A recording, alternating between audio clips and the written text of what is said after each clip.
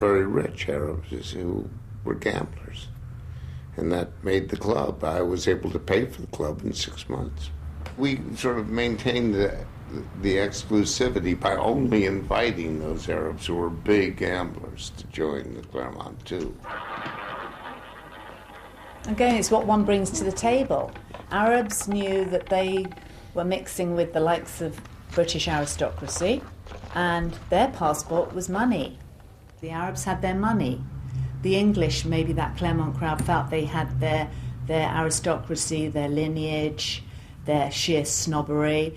They knew the Arabs would have loved to have been part of it, and they could pay the price. It's nothing new here. I mean, we had aristocracy marrying heiresses, American heiresses, to bring money to the families. This is nothing new, but it was blatant in the 70s. It was in their faces. One has to say, putting it as tastefully as one possibly can, that I think some of them are a little unfamiliar with the Western lavatory. I mean, I can understand that if you walk in and you haven't seen one before, it does look a very strange and unsympathetic object.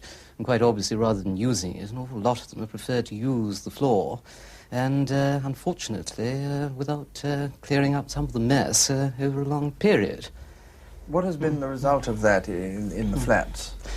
Well, its main unpleasantness has been the smell, which has come up the ventilating shafts with such ferocity on some afternoons that we haven't been able to go into the bathrooms. I mean, I must say that the aroma of Levantine remains will be with me to the day I drop. The other effect of the oil price rise on Britain was industrial chaos. Government attempts to hold down wages led to violent strikes.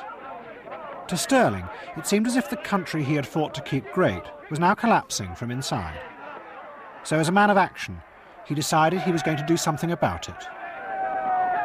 He felt that the country was getting out of control, that again, stability of this country was now really threatened. He felt that the extreme unions were very dangerous, that there was a sort of possibility of undemocratic action taking place in this country.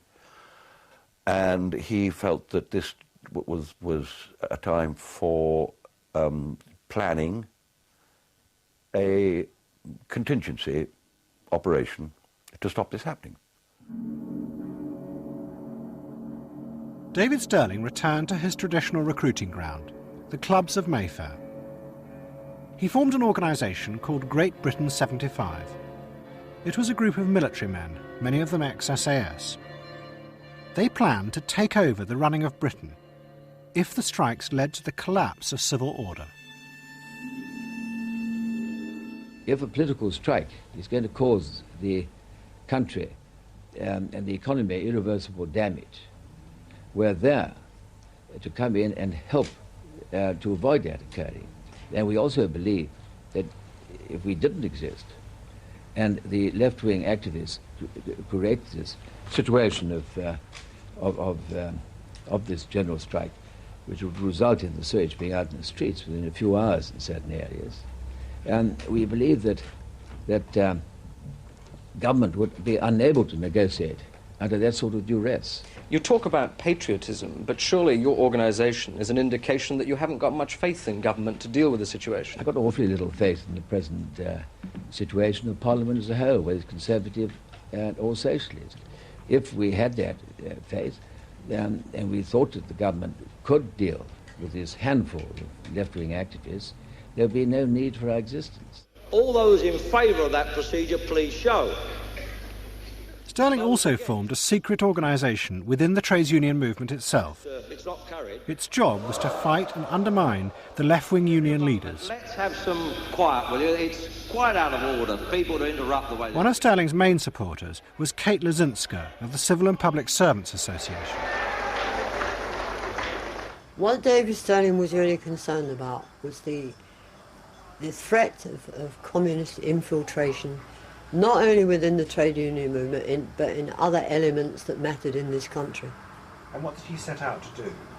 He set out to create, if you like, a group of people who understood what was happening and would fight and do something about it. Experienced over... Kate, I must tell you that if you do not leave the rostrum Kate, if you do not leave the rostrum, I will switch the power off.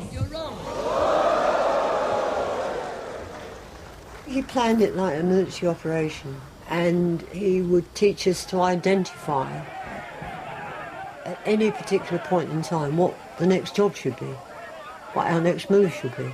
He was very good at this.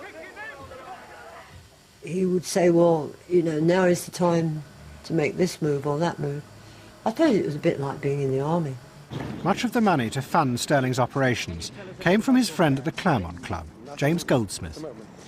Like Sterling, Goldsmith believed that politicians no longer had the power to control Britain. It should be done instead by men trained in what he called executive action. Let's make it quite clear that if you take a nation which is one of the most prosperous, one of the finest, one of the most dominant, one of the most influential in the world, and turn it in 20 years into a relative pauper of Europe, an invalid of the world, everything has to be wrong and everybody is to blame. Our tradition is that the leaders in Parliament, in government, are drawn from Parliament, from the House of Commons principally. People with practically no experience of executive action at all. Now, what I'm suggesting is that they are not equipped for doing that, taking that executive action, and that they should be drawn from the nation.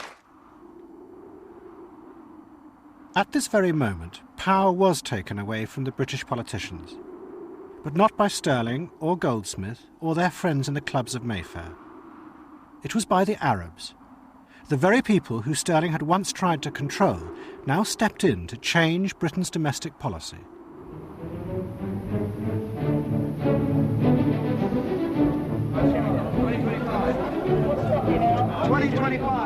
In early 1976, the markets started to panic about Britain's economy. Foreign investors started to withdraw their money, and the pound slid dramatically. This crisis was far greater than Britain had ever experienced before, because the markets were now so much more powerful. And the reason was Arab oil money. The power of the markets had increased because of the explosion in oil prices, which meant that the Arab countries, particularly, which produced the oil in the Middle East, and had no way of spending it internally because they had very small populations, had to find somewhere to put it abroad where it would earn as much as possible through high interest rates and, of course, increase in value through appreciation. And this totally transformed the international financial climate, and that meant that a lot of the essential economic decisions for a government were taken externally and not inside the country at all. It dropped 100 points. We don't know why. It just dropped 100 points when everything else was staying sturdy. Through the summer of 1976, Arab oil money continued to leave London. The heads of Arab banks now became powerful figures. They appeared on British television and explained what the government would have to do to save both itself and the country.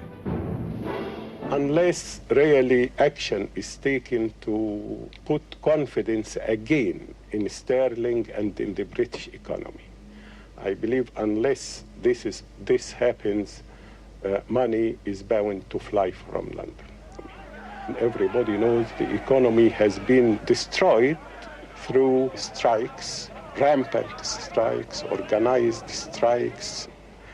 I feel that the position is so serious now that we should, that you should consider a sort of a coalition government where actions should be taken for the interest of the economy of the country, regardless of what effect they will have, because this, in the long run, is in the interest of the public in general.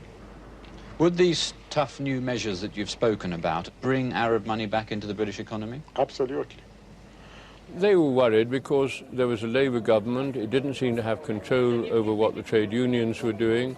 A rash of strikes, of course, sent trade and output plunging. And it was quite natural that the markets would react by wanting to get out of sterling and into dollars, or Deutsche Marks in some cases, but mainly dollars. Is that power?